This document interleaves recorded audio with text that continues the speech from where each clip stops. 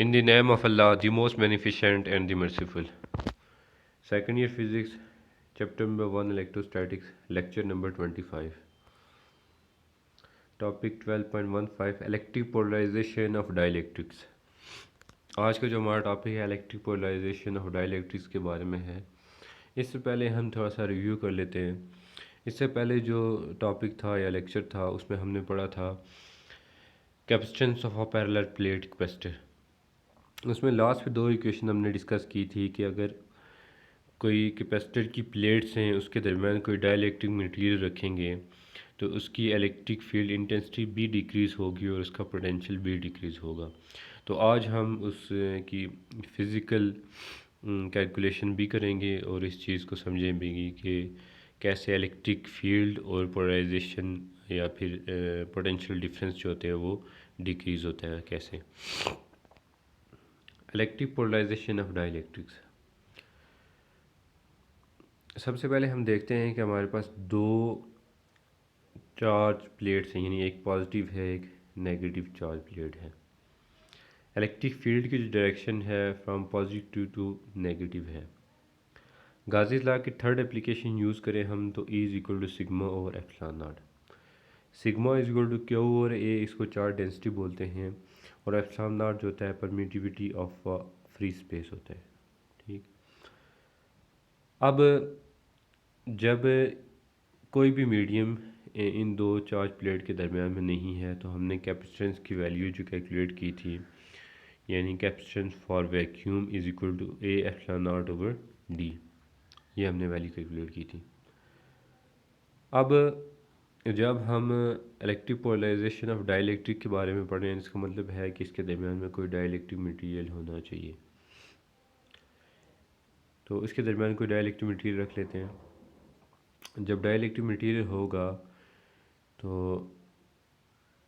उसके अंदर कोई चार्ज होगा, यानी पॉजिटिव चार्ज भी हो सकता है और नेगेटिव चार्ज भी हो सकता है। अगर हम डाइलेक्ट्रिक की बात कर रहे हैं तो यहाँ पे अगर जो पॉजिटिव चार्ज होगा वो नेगेटिव प्लेट की तरफ मूव करेगा और जो नेगेटिव चार्ज होगा वो पॉजिटिव की तरफ मूव करेगा। इस तरह अगर ये वाला आइटम है तो इसके भी पॉजिटिव चार्ज नेगेटिव की तरफ मूव कर रहा है और जो नेगेटिव है वो पॉजिटिव की तरफ मूव कर रहा है। इसका मतलब है जो डाइलेक्ट्रिक मटेरियल हमने रखा हुआ है इसकी जो इलेक्ट्रिक फील्ड बन रही है ये अपवर्ड बन रही है। इलेक्ट्रिक पॉजिटिव चार्ज इधर भी आप देख रहे हैं, इस साइड पे भी देख रहे हैं, जो इलेक्ट्रिक फील्ड बन की डायरेक्शन है वो यहाँ पे जो इलेक्ट्रिक फील्ड बन रही है ये नहीं, ये जो हम रखेंगे इसके अंदर डाइलेक्ट्रिक मटेरियल, इसके दरमियान डाइपोल क्रिएट हो जाएंगे और उन डाइपोल्स की जो इलेक्ट्रिक फील्ड होगी वो अपवर्ड होगी, जबकि प्लेट की जो इलेक्ट्रिक फील्ड थी वो डाउनवर्ड थी। अब इस वजह से जो पोलराइजेशन होगी, यानी इलेक्ट्रिक फील्ड जो टॉप टू बॉटम है और जो बॉटम से अप है वो एक दूसरे को कैंसिल करने की कोशिश करेंगे, जिसकी वजह से पोलराइजेशन प्रोड्यूस होगी। अब इसके लिए जो प्रीवियस लेक्चर था उसमें हमने कैपेसिटेंस कैलकुलेट की थी कि C medium is equal to A epsilon naught epsilon r over D, ये वाली वैल्यू कैलकुलेट की थी। अब हम डिस्कस कर लेते हैं कि इनके दरमियान अगर आप देखें भी तो जो प्लेट्स के दरमियान और जो डाइपोल्स के दरमियान जो एंगल बन रहा है वो 180 का बन रहा है, ये एंटी पैरेलल हैं दोनों। तो electric field for plates and electric field for dipole at 180 degree, यानी जो इनके दरमियान एंगल है 180 डिग्री है।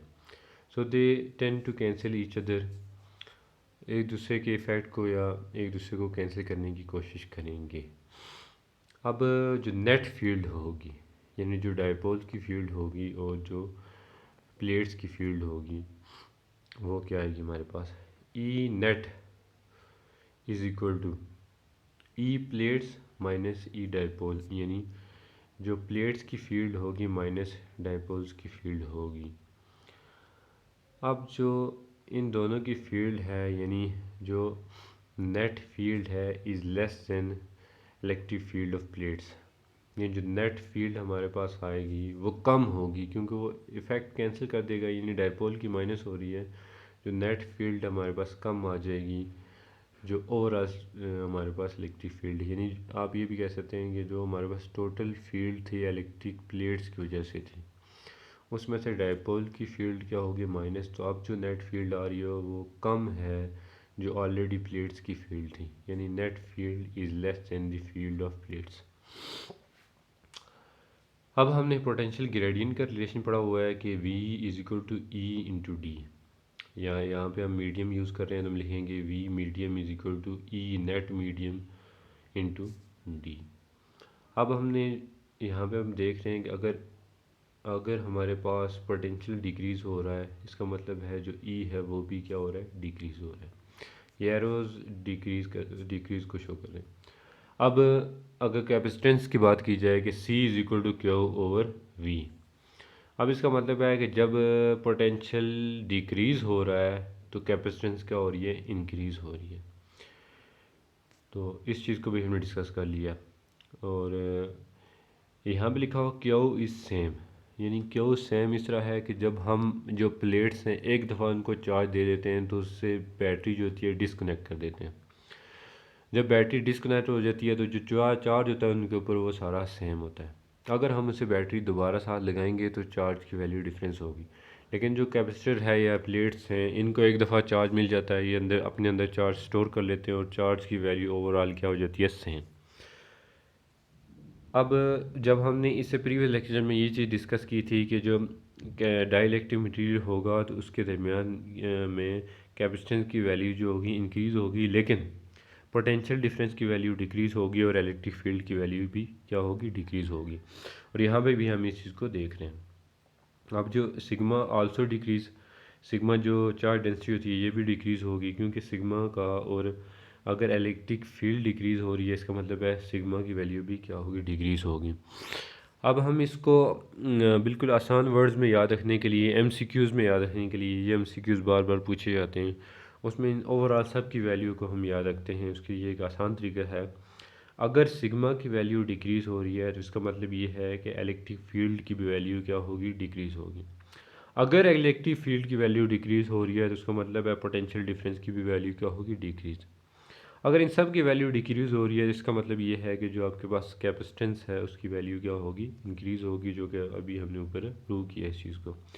While Q charges are same, यानी क्यू जो चार्ज होगा वो सबके लिए सेम होगा। एक दफ़ा बैटरी लगा के हम उसे डिस्कनेक्ट कर देंगे दोबारा से। ठीक है जी।